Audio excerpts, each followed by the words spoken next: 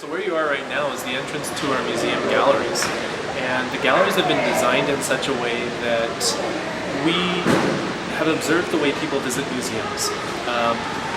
They don't necessarily work through them in a chronological order. You'll see a lot of kids in the museum today and they run from display to display. So each display here is its own pocket story of the city, focusing on things such as the logging and surveying of the land for one display, focusing on agriculture and the life beyond logging in another display, focusing on the trades in another display, and then of course bringing the First Nations component into it. We have a story that goes back up to 10,000 years, and Surrey's story like that needs to be told, and our galleries really accommodate that. So we can really look at it through a chronological sense, or just focus on it thematically. Wanted to take a quick look around the galleries. You can see some of these kids running from place to place.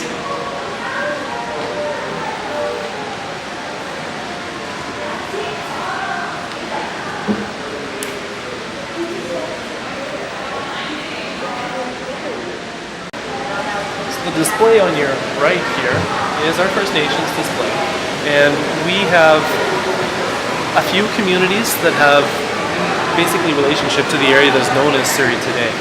The Semiahmoo community being one of them, and they're more for the South Surrey area.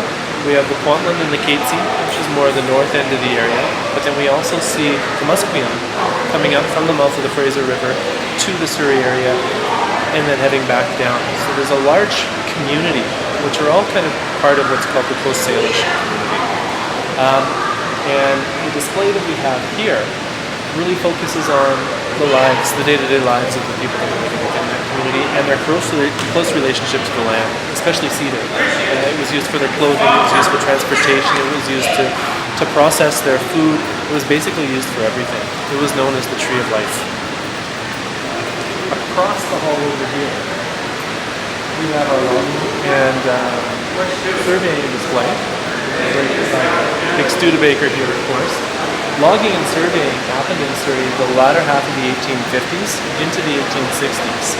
Basically, New Westminster was established in 1859 to be the capital of the new colony of British Columbia. That colony was established in late 1858. By 1859, people had begun to move into what is New Westminster and basically pay attention to what was residing on the other side of the river.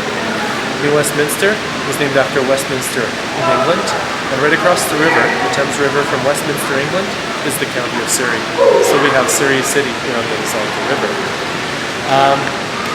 The surveying happened throughout the 1860s, and people began to preempt their land, and it largely was logging companies that moved in here first and began to bring a lot of these large trees down to ship not only across British Columbia but around the world in a lot of cases. So this display straight over here focuses on the evolution of that logging right up into the 1920s, going to the 1930s, and a lot of the tools that were being used at that period. By the 1920s, we see the emergence of the reforestation of British Columbia happening. And just north of here in Surrey, we have what's called Green Timbers. Green Timbers is a local park, and that's where a lot of the reforestation started in Surrey. That's where they began to experiment with it. So Surrey has a very strong connection to that sort of identity of our cities, or our province's history. To the right of this display, we have the agriculture. Agriculture started basically after the logging completed. Once the trees were gone, the land was cleared, and the plows and things began to be broken out, and the farming happened. We have some significant areas in the city, such as Strawberry Hill. Strawberry Hill have a very large Japanese community living there. They moved in the early 1900s and began planting strawberries amongst the stumps. And those strawberries they then brought to market and sold, and eventually established a fairly strong community, which all but disappeared by the 1940s. And a lot of those Japanese community members were evacuated, I guess you could say, to camps in the interior during World War II. Moving beyond that display to the far corner over here, we focus on the trades of our city. A lot of these things, the agriculture, the logging, it couldn't happen without tradespeople being in the area to make the tools and fix the tools that these people were using. And so this display really celebrates a lot of that. Once we conclude looking at this display here, if you take a sharp turn around the corner here, we start to move beyond those building blocks of our cities, such as the surveying and the logging and the early industry, to home life. Home life is what happens after you have a means of living. You have a house and you make it a home by bringing those things into it that you want, that you enjoy, that make you more comfortable. This display right behind me focuses on a lot of the diverse communities in the city and how they've brought a lot of new interests to the people who've lived here for many generations. The shopping list right on the wall there is kind of a common shopping list that you might find in the community today. Any family might have things on there such as soy milk, margarine, dal, frozen peas, mangoes, bananas, bread, red curry, French roast, things from a variety of different cultures all coming together into a single household because of the influences of the people in this community coming in. Right across from this display, acting in counterpoint to it, is basically an early pioneer kitchen. A lot of those things from that shopping list, of course, wouldn't have been in this kitchen.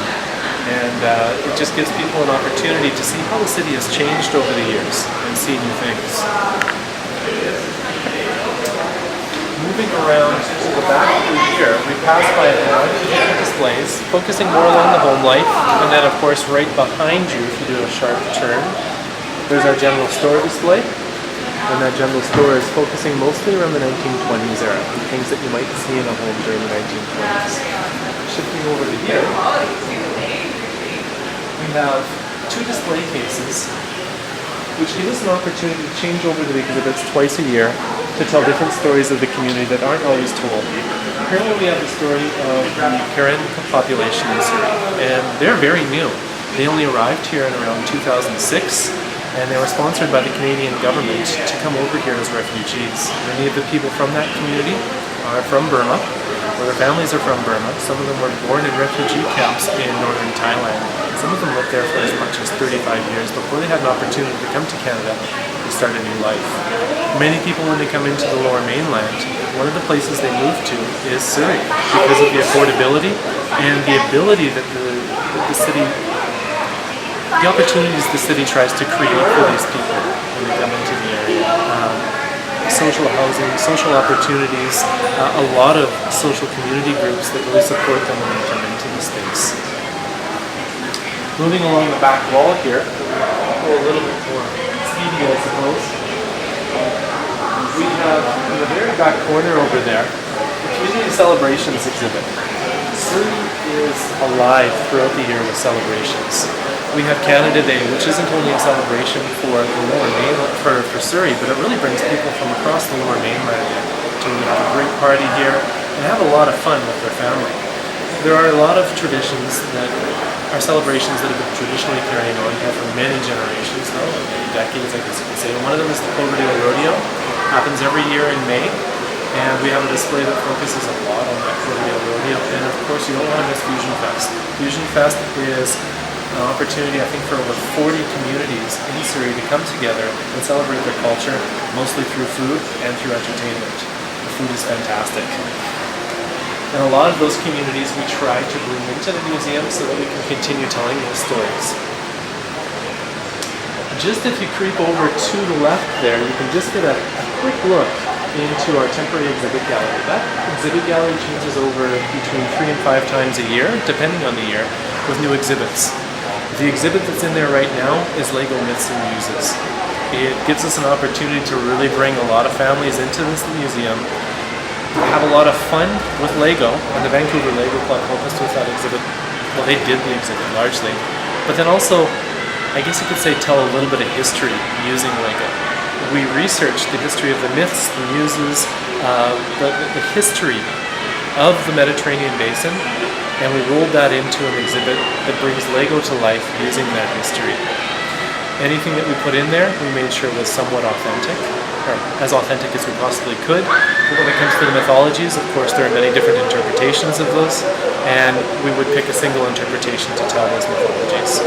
If you want, I can take you in there and show you around. It's going to be a little tight because we usually have a lot of kids in there.